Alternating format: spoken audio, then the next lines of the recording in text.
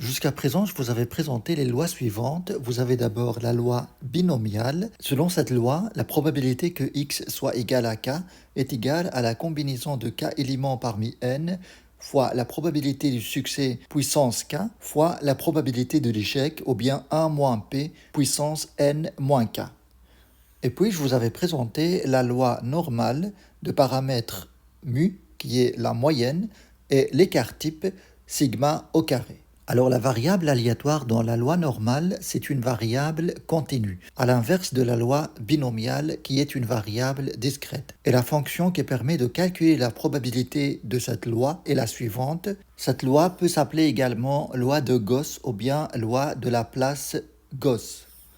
Et aujourd'hui, je vais vous parler de la loi de Poisson. Alors, je vous rassure, ça n'a rien à voir avec les poissons. C'est une loi, en fait, nommée Poisson parce que ça vient du mathématicien Sémillon Denis Poisson, un mathématicien français.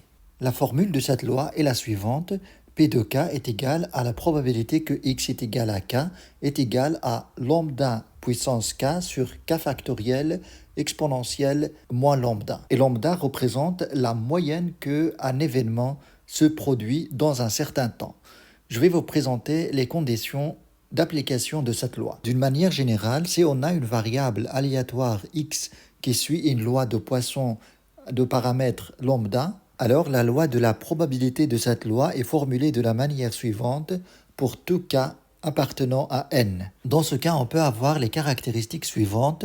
L'espérance de x est égale à lambda, sa variance est égale aussi à lambda, et l'écart type est égal à la racine carrée de lambda. Et on peut avoir une approximation de la loi binomiale à la loi de Poisson si on a les conditions suivantes. N est supérieur ou égal à 30, la probabilité du succès est très petite, est inférieure ou égale à 0,1, et la moyenne n fois p est inférieure à 15. En fait, mathématiquement, si on a une variable aléatoire qui suit une loi normale de paramètres n et p, cette loi est approximativement la même que la loi de Poisson de paramètres n fois p, c'est-à-dire lambda, si n tend vers plus l'infini. Mais on ne va pas rentrer dans les démonstrations.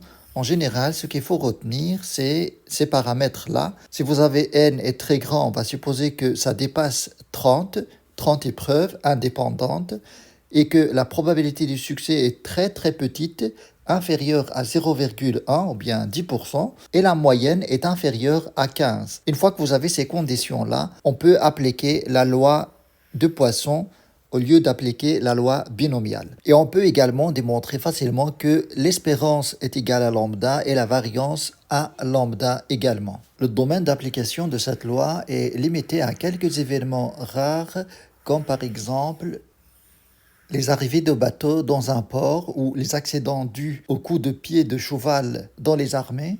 Pour calculer par exemple le nombre de communications dans un intervalle de temps donné, ou bien les pannes de machines dans une grande entreprise, etc. Alors voilà pour cette loi, on va la comprendre davantage en l'appliquant dans des exemples et exercices à suivre. Merci d'avoir regardé ce cours et à très bientôt.